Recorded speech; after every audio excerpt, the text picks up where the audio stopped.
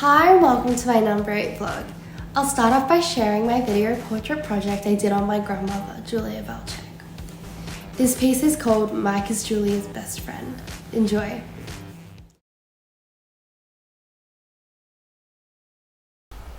Alright, so could you start by telling me your name? My name is Julia.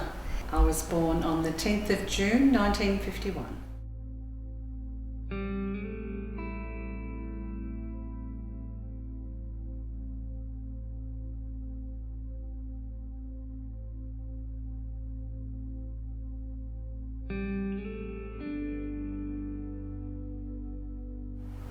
Do you consider yourself a happy person?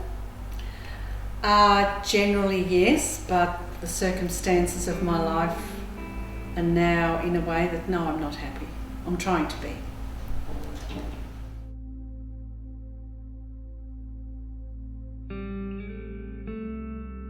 Saskia's grandfather, my husband, died 9 months ago.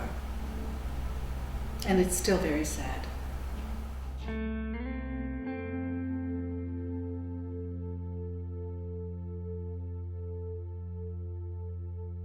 It hurts to come home and see it all, and I just think, well, where is he?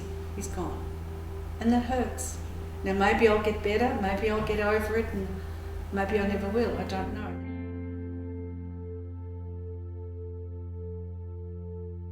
I feel as if half of me is gone. Look, they all tell me it'll get better, but we'll see. Hopefully it will. I'm sure it will. But it's hard, yeah, it's very hard.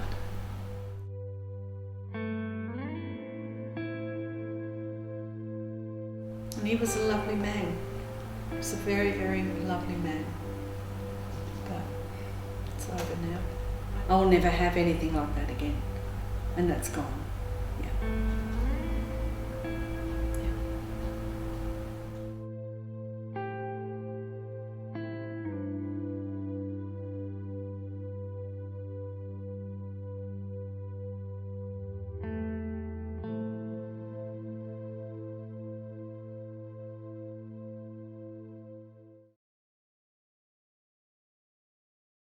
Thank you for watching. Now I'll share with you my reflection piece in regards to my creation of my video portrait.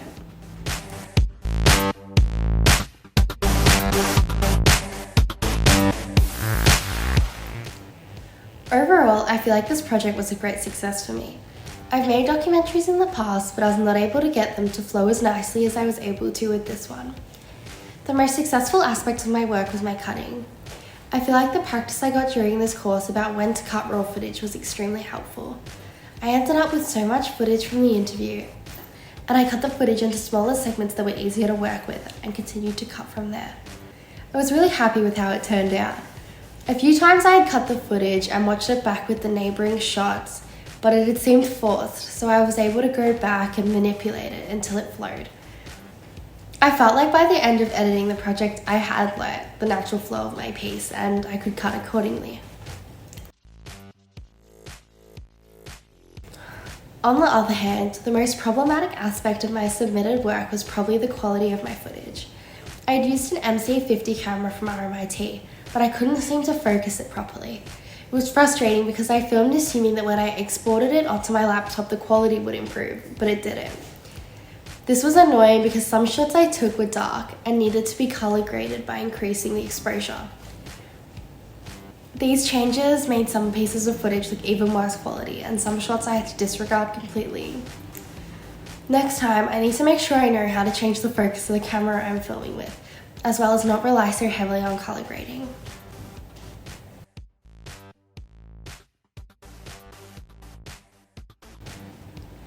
A key learning discovery I made in terms of the creative possibilities of producing interview portraits was that the possibilities are endless in the ways you can draw information out of your interviewee.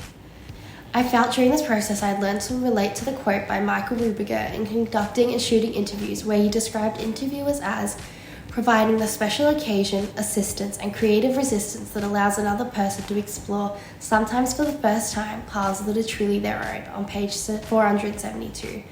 I really resonate with this idea of the interviewer being a vessel for the interviewee to speak their truth and share their story.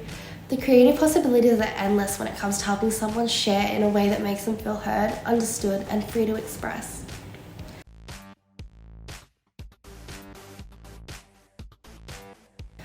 One core lesson I learned in the production process that might be relevant to my broader development as a media practitioner is the need to hold a camera steady when filming any shots. Unless, of course, shaky is the desired effect. I had to slow down and manipulate many of the shots in Premiere Pro because they were shaky, blurry, and unprofessional looking. While filming, I felt like I was holding the camera steady enough, but I wasn't. Next time, during the production process, I'm going to use the tripod more often to ensure the footage is smooth and doesn't have to be edited so heavily in the post-production editing process.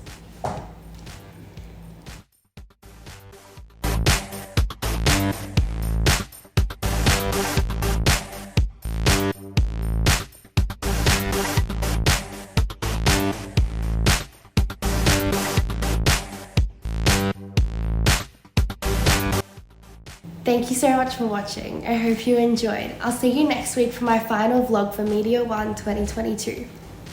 Bye.